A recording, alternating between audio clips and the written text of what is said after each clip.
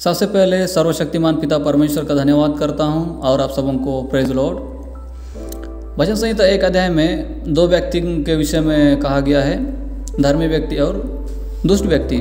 और धर्मी व्यक्ति के विषय में धन्य शब्द का इस्तेमाल किया गया है, जिसका इंग्लिश में ब्लेसेड और उसका हिंदी में आशीषित।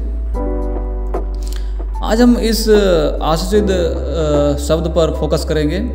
और संसार के लोग आशीषित शब्द को अलग तरीके से व्याख्या करते हैं और बाइबल कुछ अलग तरीके से व्याख्या करती है। तो हम देखेंगे कि संसार के लोग किस प्रकार से व्याख्या करते हैं, उसके बाद हम बाइबल में देखेंगे। तो संसार के लोग उसे आशीषित कहते हैं जिसके पास अच्छा घर है, गाड़ी है, धन दौलत है, जिसके पास काफ़ी पैसा है, जिसके पास वो हर एक चीज़ें हैं जिसको एक मनुष्य की ज़रूरत है। अन्य जाति लोग ऐसे व्याख्या करते हैं। लेकिन बाइबल क्या कहती है? मेरे प्रियो, बाइबल उसे आशीषित व्यक्ति कहा है जो परमेश्वर के वचन को जानता है, जो परमेश्वर के वचन को अध्ययन करता है और जो परमेश्वर के वचन पर चलता है। मेरे प्रियो, उसे आशीषित कहा गया है जो सच में परमेश्वर के वचन के अनुसार चलता है।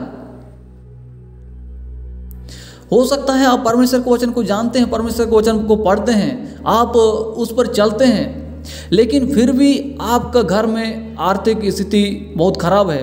फिर भी हो सकता है आप बहुत सारी कमी घटियों को लेकर चल रहे हैं और आप सोच रहे हैं कि परमेश्वर को ग्रहण किया हुआ बहुत साल हो गया, लेकिन भी हमारा आर्थिक स्थिति नहीं सुधर रहा है, ऐसा आप सोच रहे हैं। मेरे प्रियो, आपको संदेह करने की जरूरत नहीं है, आपको परेशान होने की जरूरत नहीं है।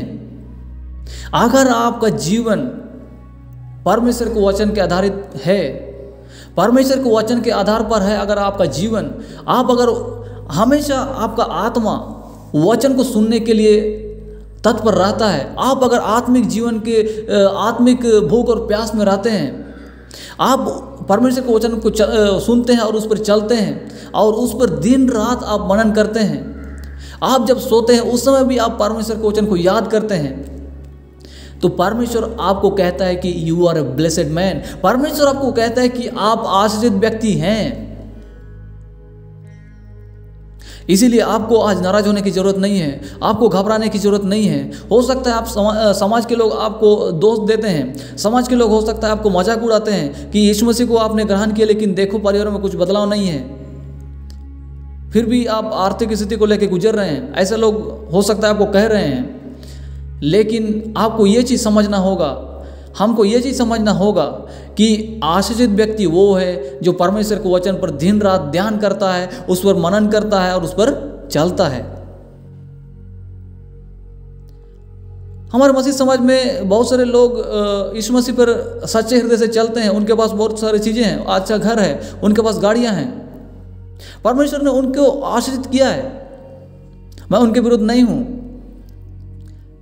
लेकिन आप हो सकता है आपका जीवन उनसे विपरीत है, आपके पास बहुत सारी चीज़ों की कमी घटी है और हाँ, आप यीशु मसीह को जानते हैं, उस पर आप चलते हैं, तो आप भी एक आशीषित व्यक्ति हैं।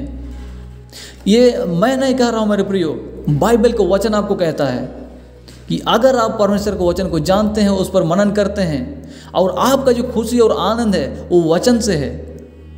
अगर आप वचन को पढ़ते समय आप खुशी और आनंद को पाते हैं और हमेशा वचनों को याद करते हैं और आप अपने जीवन में खुशी और आनंद को महसूस कर पाते हैं, तो परमेश्वर आपको कहता है कि आप एक आशीषित व्यक्ति हैं। अगर आप आशीषित व्यक्ति बनना चाहते हैं परमेश्वर की दृष्टि में, तो मैं आपको कहना चाहता हूं कि आप आज से परमेश्वर के वचन को देखना शुरू कर दीजिए, उनको पढ़ना शुरू कर दीजिए और उसको मनन करना शुरू कर दीजिए और उस पर चलना प्रयास करिए।